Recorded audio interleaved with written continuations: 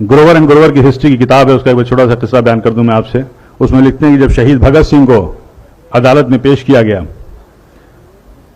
तो उस भरी अदालत में एक अंग्रेज ने उनसे सवाल किया कि 800 साल तक मुगलों ने हुकूमत की, तब तो आपने बम नहीं फेंका, और हमने सिर्फ 150 साल से हुकूमत की और आपने सेंट्रल लेजिस्लेटिव असेंबली में बम फेंक दिया।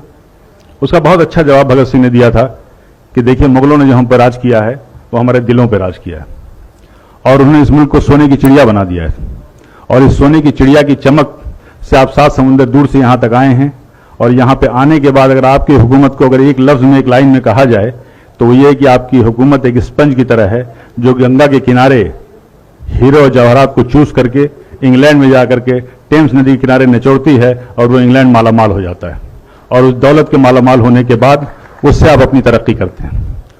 मुगलों ने, पठानों ने यहां नहीं किया, इन्होंने यहां की चीजों को यहीं पे खर्च किया, यहीं पे इमारत बनवाई और यहीं की धूल में अपने आप को मिटा दिया। यह था भगत सिंह का जवाब। की छुपी नहीं है कि मुसलमानों का जो किरदार रहा है, जो कुर्बानियां रही इस मुल्क की तरक्की में, इस मुल्क की आज़ादी में, वो लासानी रहा है, बेमिसाल रहा है। और अगर देखा जाए तो ये मुल्क जो है, अगर आप तारीख में देखें तो हिंदुस्तान जो हमारा मुल्क है, मुत्तहिद मुल्क नहीं था। बेशुमार राजा रजवाड़े थे, रियासतें थीं, उस पर हुकूमत करते थे उन पर। लेकिन जब मुसलमान यहाँ पे आए हुकूमत के लिए, सबसे पहला जो काम उन्होंने किया था वो ये किया था कि इस मुल्क को एक किया था, वो बंगाल से लेकर अफगानिस्तान तक, और इस मुल्क को मुत्तहिद किया था। ये हमारी खूबियां थी। अगर जंगी निज़ाम की बात करें, जो हम वार स्ट्रेटजी की बात करते हैं, तो सबसे पहली तो इस मुल्क हिंदुस्तान में ज़हीरुद्दीन बाबर लाए थे। पहला जो रॉकेट था वो शेर मैसूर टीपू सुल्तान ने बनाया था, और ये तारीख में दर्ज है। बल्कि जो विलियम कॉन्ग्रेव था, जो कि एक्सपर्ट था इसका, वो अपनी किताब में लिखता है ये कि उनकी शहादत के बाद 1799 में जब शहीद हुए शेर मैसूर टीपू सुल्तान, तो उसको उन्होंने 1801 में जब्त करके वो इंग्लैंड ले गए, और 1801 से लेकर के 1805 तक उस पर तहकीक करते रहे, रिसर्च करते रहे, समझ नहीं पाए कि इसका सिस्टम क्या है, इसकी डिज़ाइन क्या है। तो उन्होंने एक किताब वहाँ से भेजी थी, और उस किताब का नाम था फतहुल मुजाहिदीन, और वो किताब आज भी पेरिस के म्यूजियम में रखी हुई है। और उस किताब को लिखने वाले टीपू सुल्तान थे, जिसमें डिटेल डिस्क्रिप्शन था कि ये जो रॉकेट है इसको कैसे इस्तेमाल किया जाए। तो ये वो पहली मिसाइल थी, आप गूगल में सर्च कीजिए, वो जो पहली मिसाइल थी मैसूरियन मिसाइल टीपू सुल्तान ने बनाया था। और आज जो आप मिसाइल देख रहे हैं, अग्नि मिसाइल, पृथ्वी मिसाइल, इसके भी बानी एपीजे अब्दुल कलाम है, जिनको आप मिसाइल मैन कहते हैं और जिनको फादर ऑफ मिसाइल कहते हैं। और आप कस्टोडियन जो आप कहते हैं, जो रेवेन्यू का सिस्टम है, ये सब शेर शाह सूरी का दिया हुआ है, and he was one of the best administrator. Police का निजाम किया था, डाक का निजाम किया था, और सबसे पहली सड़क इस मुल्क में बनी थी शेर शाह सूरी ने बनवाई थी।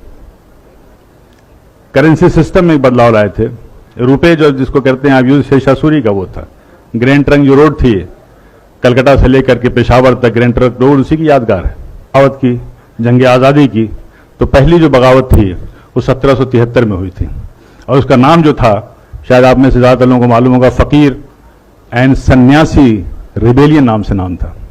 यानी बंकिम चटर्जी जी ने अपनी आनंद मठ की किताब में साफ साफ लिखा है कि उस जमाने में जो फकीर और सूफी हुआ करते थे, जो साधु और सन्यासी हुआ करते थे, वो एक साथ जाते थे, झुंड का झुंड जाते थे, और अंग्रेजों के गोदाम में वो लूटते थे, और उस कहत के दौरान वो जो अनाज लाते थे वहां से, वो हिंदू और मुसलमानों में तकसीम किया करते थे। और ये सिलसिला तकरीबन 50 साल तक चला। इसका पूरा तारीख में डिस्क्रिप्शन है। पहली जो जंग आज़ादी थी वो 1857 की थी। और जिस फतवा वर्ड हम कहते हैं, जंग आज़ादी का सबसे पहला फतवा फजल हक खैराबादी ने दिया था। अल्लामा फजल हक खैराबादी ने यह फतवा दिया था जंग आज़ादी में अंग्रेजों के खिलाफ मुहिम का, और उस फतवे का यह असर था कि दिल्ली जैसी राजधानी को हमने फतह किया था।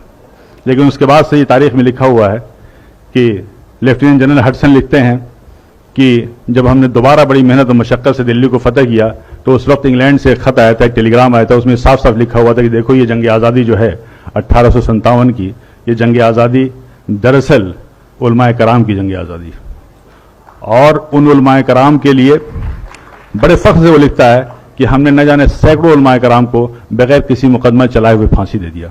और ये कोटेड है, तारीख के फिगर्स में बता रहा हूं कि उस जमाने में जिन्हें 51,200 लोगों को फांसी दी गई थी, उसमें से तकरीबन 27,000 से ज्यादा उलमाए कराम थे जिनको फांसी दी गई थी। वीर सावरकर ने अपनी किताब में जॉन मैकलसन का हवाला देते हुए कहा था कि 1857 की जंग आज़ादी में अगर सबसे ज़्यादा किसी का नुकसान हुआ तो मुगल की जो आखिरी रोशनी थी, आखिरी बादशाह थे बहादुर शाह जफर का हुआ। और उन्होंने उसका जॉन मैकलसन का हवाला देते हुए लिखा है कि एक बार उनको नाश्ते पे जब उनसे इसरार किया गया तो बहादुर शाह जफर ने कहा था कि मुझे ख्वाहिश नहीं है। उसके बाद से वो लिखता है कि हम लोगों ने उनकी आंख में जहरीले ऑइंटमेंट लगाना शुरू कर दिए ताकि उनकी बीनाई चली जाए। और उन्हें इस बात का इल्म था कि इस्लामी कानून में, इस्लामी शरीयत में कोई नाबीना अंधा शख्स कहीं का हुक्मरान नहीं हो सकता। और फिर वो दिन भी आया जब उनसे उनकी मर्जी के खिलाफ नाश्ते में उनके प्लेट पे लाल मखमल से ढके हुए 3 सर लाए गए थे, जिनमें 2 सर उनके बेटों के थे और 1 सर उनके पोते का था। ये थी कुर्बानियां। क्या जुल्म सितम के बाद भी मुसलमानों के लिए कहना पड़ेगा कि जंग आज़ादी में शरीक थे या नहीं? क्या अब भी इस उन्वान की जरूरत है? अब भी इस प्रोग्राम की जरूरत है? क्या चांद सितारों की मौजूदगी के लिए बहस होगी? कतई नहीं।